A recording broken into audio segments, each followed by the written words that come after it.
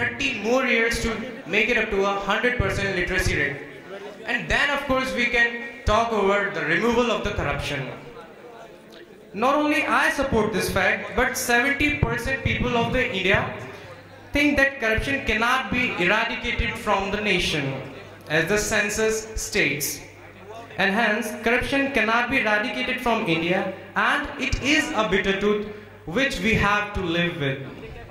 Thinking I'm of the country was not gonna resolve the problem, but the thinking of I am for the country would definitely show us the way out. Thank you. After Mr. Padak, I want to call Mr. Ranjan from Mechanical second year. Ranjan. Well, good afternoon everybody. This is Ranjan. I'm here to describe something about corruptions which cannot be removed. I'm in a favor it cannot be removed, like we people, we youth.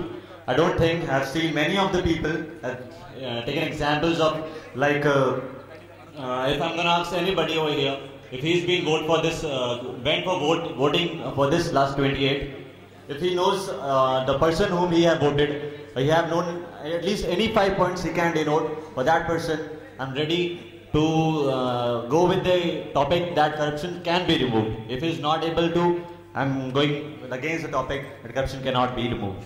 Like, corruption is what we have gathered here to talk about. The word corruption, self-remarks of corrupt, may be referred to a person thing, whether it's about the person who holds the dignity of the society, or whether it's about the person who is holding a group of people under him. He's just nothing, but he's just corrupting nothing else.